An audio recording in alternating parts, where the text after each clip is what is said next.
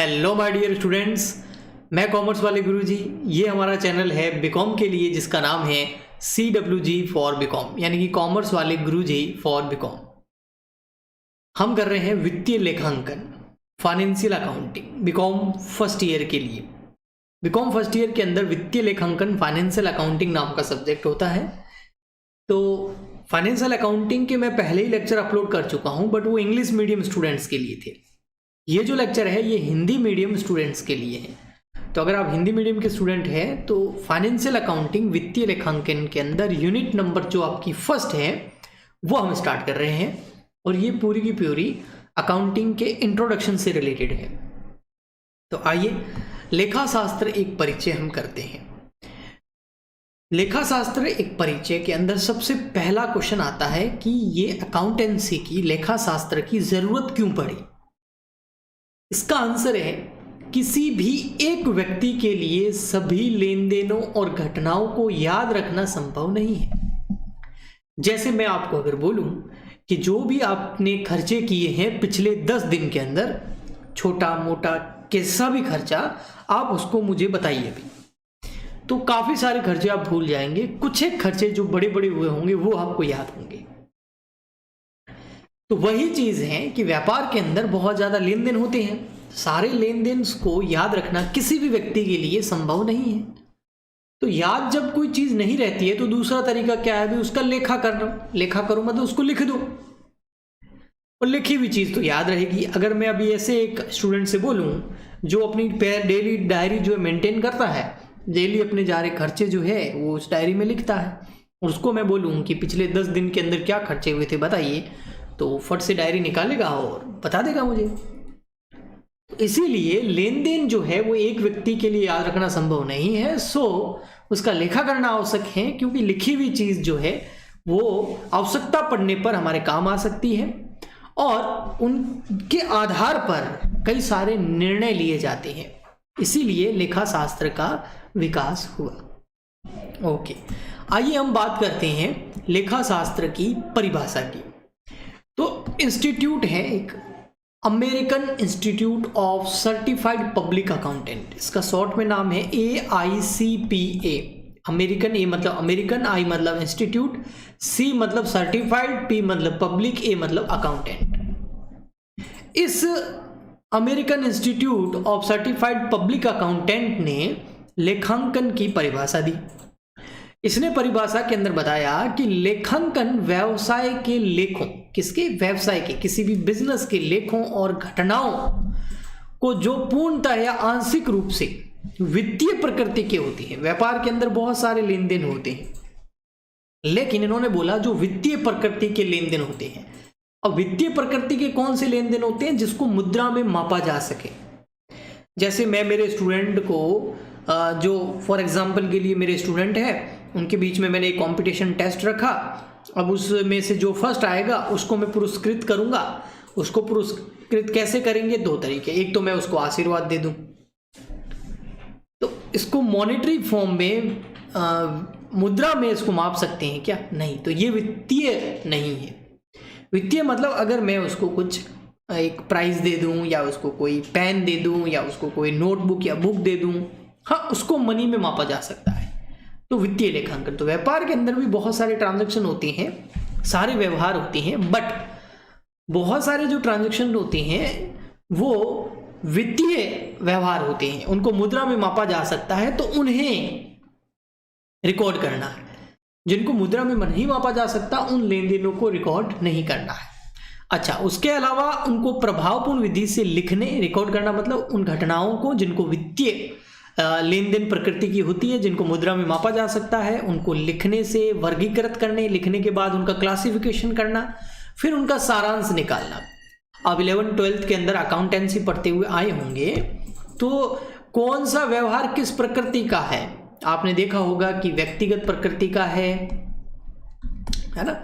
Accounting के basic rule जो होते थे, व्यक्तिगत प्रकृति का है कि नाम मात्र प्रकृति का है, कि वास्तविक है कि अवास्तविक खाता है ना। ये उनका वर्गीकरण करना कहलाता है, क्लासिफिकेशन करना कहलाता है। तो जैसे हम जनरल एंट्रीज करते हैं, फिर लेजर करते हैं, फिर उसके बाद ट्रायल बैलेंस करते हैं और फिर फाइनल अकाउंट बनाते हैं। जो फाइनल अकाउंट्स आपके होते हैं ये पूरा क्लासिफिकेशन है, इससे ऊपर हम लिखते हैं रिकॉर्ड्स को, और फाइनल अकाउंट में ट्रेडिंग P&L बैलेंस शीट जो हम बनाते हैं वो सारांश है, यानी कि वो समरी तो होती है पूरे साल के व्यवहारों की। ओके, व्यक्त करने एवं उनके परिणामों की आलोचनात्मक विधि से व्याख्या करने की कला है। तो American institute of certified public accountant ने बोला कि एक व्यवसाय के अंदर जो लेखे होते हैं, जो घटनाएं होती हैं जिनको मुद्रा में मापा जा सकता हो, यानी कि जो वित्तीय प्रकृति की होती है, उनको लिखना, उनका वर्गीकरण करना और उनका सारांश करना, और उसके बाद उसके जो परिणाम आए हैं लास्ट में साल के एंड में उस पर आलोचनात्मक एक व्याख्या करना लेखा शास्त्र के अंदर आता है। तो ये पूरा लेखा शास्त्र हो गया। ओके, दो चीजें होती हैं अकाउंट्स के अंदर, आप 11th में पढ़े होंगे, एक होता है पुस्त पालन और एक होता है लेखांकन, एक होता है बुक कीपिंग, एक होता है अकाउंटिंग। बुक कीपिंग क्या होता है? बुक कीपिंग जो है वो लेखा शास्त्र का एक छोटा सा हिस्सा है। फॉर एग्जाम्पल के लिए मैं आपको बताता हूं, अगर आपका ये पूरा लेखा शास्त्र है तो उसका एक छोटा सा भाग जो है वो क्या है? पुस्त पालन है ना, उसका एक छोटा सा भाग क्या है? पुस्त पालन। बस समझ में आया? बाकी पूरा लेखा शास्त्र, लेखा शास्त्र बहुत बड़ा है, पुस्त पालन उसका एक छोटा सा क्या है? हिस्सा है। ओके, आइए देखते हैं क्या है पुस्त पालन।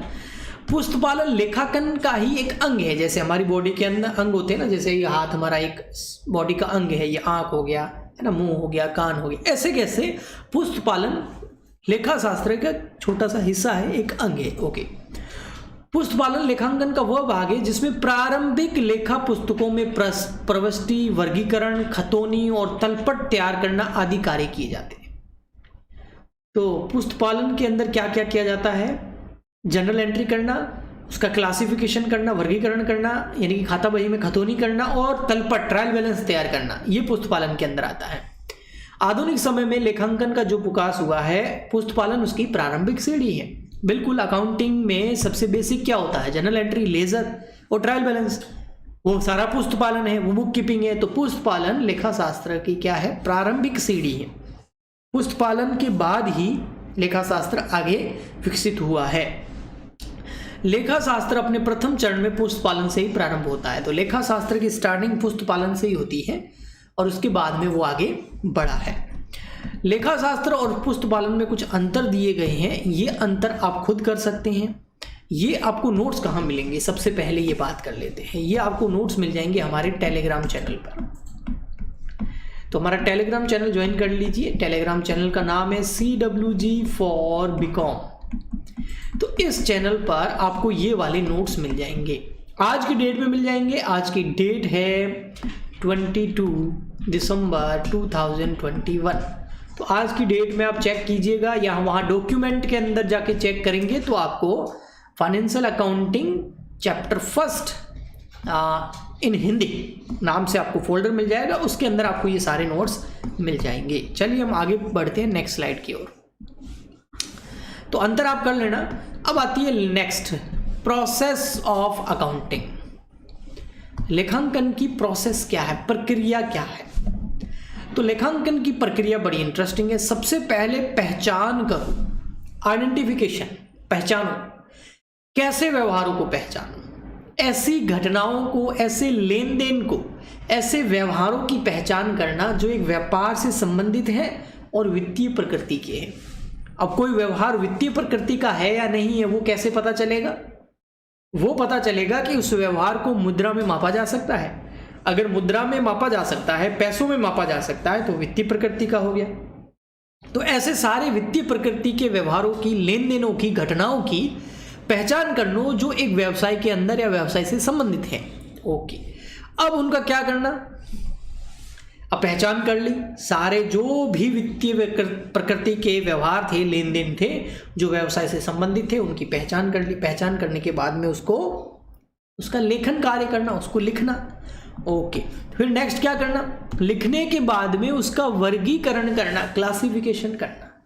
कैपिटल से रिलेटेड, पूंजी से रिलेटेड एक साइड में, डेटर से रिलेटेड एक साइड में, सेल्स एक साइड में, स्टॉक एक साइड में, मशीनरी एसेट एक साइड में, है ना, गुड्स एक साइड में, आप देखते होंगे क्लासिफिकेशन होता है ना, हम बुक्स भी बनाते हैं, सब्सिडरी बुक्स जिसको बोलते हैं, याद है ना, वो क्या है, एक तरह का क्लासिफिकेशन ही तो है कि कैश के सारे ट्रांजैक्शन कैश बुक में, सेल्स के सारे सेल बुक में, सेल रिटर्न के सेल रिटर्न बुक में, परचेज रिटर्न के परचेज रिटर्न में, परचेज बुक के परचेज में, और बाकी जो बच गए वो सारे जनरल प्रॉपर के अंदर वर्गीकरण। फिर उनका होता है सारांश एवं विश्लेषण। अब उनका सारांश करो। सारांश का मतलब होता है वित्तीय विवरण तैयार करना।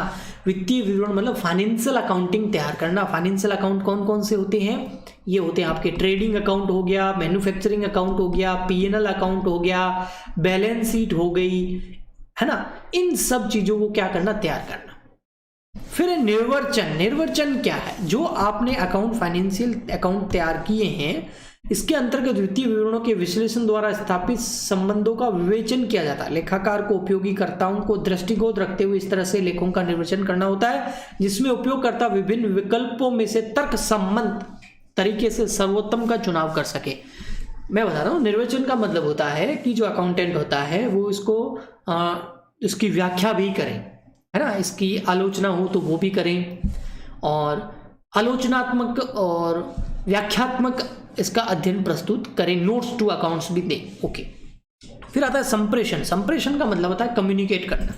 अब आपने फाइनेंशियल अकाउंट तैयार कर दिए, अब ये किसके काम आएंगे? तो ये दो जो लोगों के काम आते हैं, एक आते हैं बाह्य पक्षकारों के काम, बाह्य पक्षकार, ठीक है, एक तो आते हैं बाह्य पक्षकारों के काम, एक होते हैं आंतरिक पक्षकारों के काम आते हैं, आंतरिक पक्षकार। बाह्य पक्षकार कौन कौन से हो गए? आंतरिक पक्षकार कौन कौन से? व्यापार से जो बाहर है वो सारे बाह्य पक्षकार हैं। इसमें कौन कौन आ गए? आपके आपूर्तिकर्ता, जिनसे आप गुड्स खरीदते हैं, आपूर्तिकर्ता। आपके जो है, जैसे सरकार आपके लिए, व्यापार के लिए नियम वगैरह बनाती है, जैसे बैंक जिससे आप लोन लेते हैं, निवेशक जो आपके व्यापार के अंदर इन्वेस्ट करते हैं, है ना, वो सारे बाह्य पक्षकार हो गए। फिर आंतरिक पक्षकार कौन कौन से हो गए? जैसे ग्राहक हो गया, कर्मचारी हो गया, ठीक है, मैनेजर हो गया यानी कि प्रबंधक हो गया, अंशधारी हो गया, है ना, जो व्यापार के अंदर काम करते हैं, ये आंतरिक पक्षकार होते हैं। तो इन दोनों पक्षकारों को कम्युनिकेट करना होता है इन सारे फाइनेंशियल ट्रांजैक्शंस को। ओके। अब नेक्स्ट टॉपिक है, ये क्या है? ये है आपके लेखांकन की आवश्यकता। लेखांकन की आवश्यकता क्यों पड़ी? तो यहाँ डिटेल के अंदर मैंने बताया गया है भाई लेखांकन की आवश्यकता क्यों पड़ी। तो देखो जी, लेखांकन की आवश्यकता इसलिए पड़ी ताकि व्यवहारों का सही तरीके से वर्गीकरण करके लिखा जा सके, सही तरीके से क्लासिफिकेशन करके लिखा जा सके, व्यवहारों को सही तरीके से खतौनी करके उनका बैलेंस निकाला जा सके, है ना। बैलेंस पोस्टिंग तो आप समझते ही हैं। व्यवसाय के लाभ हानि और उसकी आर्थिक स्थिति की जानकारी प्राप्त हो सके। लाभ हानि की जानकारी कहां से प्राप्त होती है? लाभ हानि खाते से। और आर्थिक स्थिति की जानकारी कहां से प्राप्त होती है? चिट्ठे से, यानी कि बैलेंस शीट से। धन की आवश्यकताओं की पूर्ति के लिए, है ना, सरकारी विवरणियां तैयार करने के लिए, भूल की विवरणियां तैयार करने के लिए, भूल की अशुद्धियों से बचने के लिए, व्यवसाय से संबंधित पक्षकार द्वारा मांगने पर सूचना उपलब्ध करवाने के लिए, ये सारे कारण हैं जिसकी वजह से लेखांकन की, लेखाशास्त्र की आवश्यकता पड़ती है। ओके, आइए नेक्स्ट, लेखांकन के उद्देश्य। भाई अकाउंटिंग हम क्यों करते हैं, उसके उद्देश्य क्या है? ओके, आपको एक चीज बताता हूं, कुछ शब्द होते हैं, एक होता है बेटा लेखा शास्त्र, ओके, एक होता है लेखांकन, ठीक है। लेखा शास्त्र मतलब अकाउंटेंसी, जो कि पूरा सब्जेक्ट है आपका, और लेखांकन मतलब अकाउंटिंग। ओके, तो लेखांकन, अकाउंटिंग, जो अकाउंटिंग है ये एक तरह का प्रोसेस है, ये एक तरह का प्रोसेस है, और ये पूरा एक आप बोल सकते हैं रूल्स एंड रेगुलेशन इसके अंदर दिए हुए, पूरा इसके अंदर नियम्स वगैरह दिए हुए हैं कि अकाउंटिंग कैसे करनी है। ओके, चलिए, तो लेखांकन के उद्देश्य, हम अकाउंटिंग क्यों करते हैं? समस्त आर्थिक व्यवहारों का लेखा करने के लिए। देखो कौन से व्यवहार बोले? आर्थिक व्यवहार, यानी कि इकोनॉमिक जो ट्रांजैक्शंस होते हैं, वित्तीय व्यवहार जो होते हैं, जिसको मुद्रा में मापा जा सकते हैं, ऐसे सारे ट्रांजैक्शन की अगर आप पहचान करना चाहते हैं, उनका अकाउंट्स करना चाहते हैं, उनका लेखा करना चाहते हैं, तो आपको लेखांकन करना पड़ेगा। लाभ हानि का निर्धारण, बिना लेखांकन के आप एकदम सही से लाभ हानि की गणना नहीं कर सकते, क्योंकि बहुत सारे व्यवहार जो हैं उनको आप भूल जाएंगे। वित्तीय स्थिति का चित्रण करने के लिए फाइनेंशियल पोजीशन क्या है, जो बैलेंस शीट से पता चलती है। बैलेंस शीट से पता चलता है कि कोई व्यापार की वित्तीय स्थिति अच्छी है या बुरी है या ओके है या औसत रूप से ठीक है, कैसी है, वो लेखांकन करने से ही पता लगेगा। व्यवसाय पर प्रभावी नियंत्रण, अगर अपने व्यापार पर आप प्रभावी इफेक्टिव कंट्रोल रखना चाहते हैं तो अकाउंटिंग कीजिए। व्यवसाय में हित रखने वाले पक्षों को सूचना उपलब्ध कराना, आपके व्यापार से बहुत ज़्यादा हित रखने वाले लोग होते हैं, जिसमें बाह्य पक्षकार भी होते हैं, आंतरिक भी होते हैं, जो मैंने आपको बताया था। तो अगर आप चाहते हैं कि वे आपसे व्यापार से संबंध रखते हैं तो उन पक्षकारों को सूचनाएं उपलब्ध कराने हेतु आपको अकाउंटिंग करनी पड़ेगी। कर संबंधी सूचनाएं तैयार करना, गवर्नमेंट टैक्स लगाता है, अगर आप अकाउंटिंग नहीं करोगे तो आपको पता कैसे चलेगा कि कितना गवर्नमेंट को टैक्स जमा कराना है, डायरेक्ट टैक्स या इनडायरेक्ट टैक्स, प्रत्यक्ष और अप्रत्यक्ष कर। प्रत्यक्ष कर के अंदर आपके आ गया जैसे जीएसटी, और प्रत्यक्ष कर के अंदर आ गया आपका आयकर, इनकम टैक्स, और अप्रत्यक्ष कर के अंदर आ गया आपका जीएसटी। ओके। वित्तीय संस्थाओं का आवश्यक सूचनाएं उपलब्ध कराना, जो फाइनेंशियल इंस्टीट्यूशंस होते हैं जो आपको लोन देते हैं, आप में इन्वेस्ट करते हैं, जैसे बैंकें हो गई और भी बहुत सारी चीजें हैं, तो उनको अगर आप सूचनाएं उपलब्ध कराना चाहते हैं और उन्हीं सूचनाओं के आधार पर वो हमको लोन देते हैं व्यापार को, और हर व्यापार को लोन की ज़रूरत तो पड़ती है, लोन मतलब ऋण की ज़रूरत, तो इसके लिए अकाउंटिंग की ज़रूरत पड़ती है। लेखों में रुचि रखने वाले पक्षकार, आपके लेखों में कौन कौन रुचि रखते हैं, जो आप अकाउंटिंग करोगे, जो आप अकाउंट्स तैयार करोगे, उस अकाउंट्स को पढ़ने में कौन कौन लोग इंटरेस्टेड होते हैं। तो इसके अंदर आप देखेंगे सबसे पहले है विनियोजक, यानी कि इन्वेस्टर।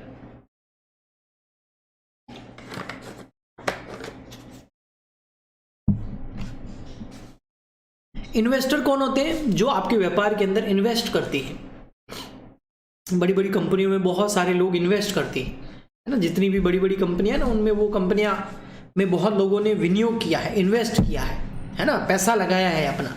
तो वो विनियोजक तो है ना, वो तो बिल्कुल चाहेंगे ना कि भाई कैसा परफॉर्म कर रहा है व्यापार जहां हमने पैसा लगाया है।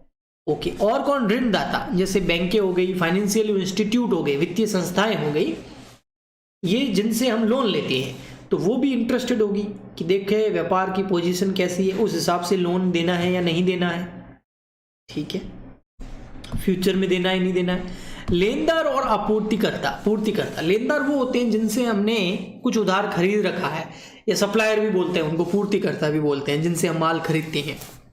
तो वो भी अगर हमें उधार माल दे रहे हैं तो उससे पहले वो जांचेंगे ना कि व्यापार की स्थिति क्या है, ऐसा तो नहीं पैसा डूब जाएगा, तो उधार नहीं देंगे। ओके। सरकार भी जो है आपके व्यापार के फाइनेंशियल अकाउंट को देखने के लिए तैयार रहती है, क्योंकि वो उसी के आधार पर निश्चित करती हैं कि इस व्यापार पे कितना टैक्स लगाना चाहिए, कितना कर इनके ऊपर बनता है। ओके। और भी है कुछ लोग जो आपके इसमें बाह्य और आंतरिक दोनों शामिल किए गए हैं। तो इसके अंदर नेक्स्ट आता है आपका ग्राहक, कस्टमर। बिल्कुल, ग्राहक भी रुचि रखता है आपके फाइनेंशियल अकाउंट के अंदर, क्योंकि वह कोई भी वस्तु खरीदने से पहले उसके मतलब ग्राहक अधिकतर कौन सी वस्तुएं खरीदते हैं, जो ब्रांडेड होती हैं, और ब्रांड हमेशा किसकी होती है, उन कंपनी की जिनकी फाइनेंशियल पोजीशन बहुत स्ट्रांग होती है। ओके। तो अच्छी किस्म की वस्तुएं उचित मूल्य पर मिलती रहें, ग्राहक यही पसंद करेगा। तो इसके साथ साथ वह बाजार में जो है पूरा जांच पड़ताल भी करता है। माना जाता है कि कस्टमर जो है पूरा जागरूक है। ओके।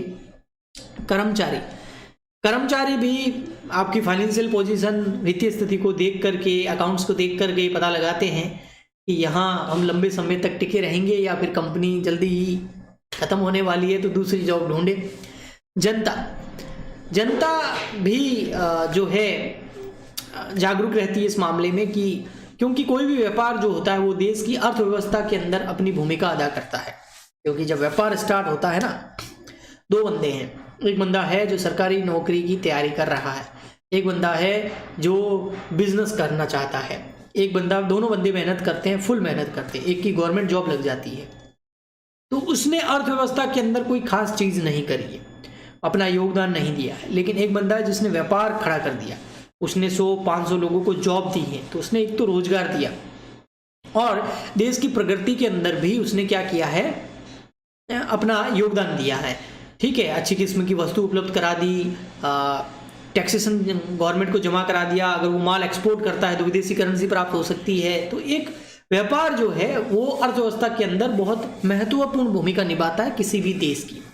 ओके, तो जनता भी ऐसे व्यापार को ध्यान में रखती है जो अर्थव्यवस्था में महत्वपूर्ण भूमिका अदा करती है, उनके प्रति जनता का थोड़ा नज़रिया जो है वो अलग होता है, अच्छा होता है। स्वामी, जो व्यापार का स्वामी है, जिसने पूंजी लगाई है, वो तो बिल्कुल जानना चाहेगा कि व्यापार में क्या हालचाल है। प्रबंधक, जो व्यापार का प्रबंध कर रहे हैं, वो भी जानना चाहेंगे। कर निर्धारण अधिकारी वो होता है जो टैक्स असेसिंग ऑफिसर बोलते हैं इसको, जो टैक्स कलेक्ट करता है ऐसे व्यापारों से, ठीक है, या उनके ऊपर टैक्स असेस करता है, कर निर्धारण करता है, टैक्स का निर्धारण करता है। वो भी फाइनेंशियल अकाउंट्स को देख के ही तो पता लगाएगा कि व्यापार में कितना टैक्स लगना चाहिए और कितना इन्होंने जमा कराया है। अनुसंधान करता, जो रिसर्चर होते हैं, जो रिसर्च करते हैं, अनुसंधान करते हैं, है ना, किसी एक फील्ड से रिलेटेड, तो वो भी बहुत सारी कंपनियों के अकाउंट्स को चेक करते हैं और उसके बाद में बताते हैं अनुसंधान करके कि इस फील्ड के अंदर, इस इंडस्ट्री के अंदर कितनी ग्रोथ है। बहुत सारी रिसर्च उसके ऊपर होती है, तो उनको भी फाइनेंशियल अकाउंट की ज़रूरत पड़ती है। तो ये सारे पक्षकार थे, आंतरिक और बाह्य दोनों शामिल थे, जो व्यापार के लेखों का उपयोग करते हैं। ओके, तो अगला हमारा टॉपिक है लास्ट, लेखांकन की शाखाएं और लेखांकन के सिद्धांत। ये करेंगे हम नेक्स्ट लेक्चर के अंदर। आपको एक काम करना है, अगर आपको अच्छा लगा है तो प्लीज़ इस वीडियो को लाइक कीजिए, शेयर कीजिए, सपोर्ट चाहिए आपका, तभी मैं कंटिन्यू आगे वीडियो बना पाऊंगा। और इसके अलावा अगर आप मेरे से लाइव क्लासेस लेना चाहते हैं, ये उन बच्चों के लिए है जो लाइव क्लासेस लेना चाहते हैं फाइनेंशियल अकाउंटिंग की मुझसे, तो और पेड कोर्सेज लेना चाहते हैं, क्योंकि लाइव क्लास यूट्यूब पे नहीं आती हैं, वहाँ पेड कोर्सेज हैं, वहाँ पे आती है। वो आपको कोर्सेज मिलेंगे हमारी ऐप पर। ऐप का नाम है कॉमर्स वाले गुरुजी। तो इस ऐप को आप डाउनलोड कर लीजिए, वहाँ से आप पेड कोर्सेज लेके मुझसे लाइव क्लास भी ले सकते हैं, पूरा डिटेल में कोर्स कर सकते हैं, प्रैक्टिस कर सकते हैं फाइनेंशियल अकाउंटिंग की। अगर कोई प्रॉब्लम हो तो इस नंबर पे आप कांटेक्ट भी कर सकते हैं, 9461234898। तो थैंक यू वीडियो देखने के लिए। हम मिलते हैं नेक्स्ट वीडियो में, तब तक के लिए गुड बाय, थैंक्स।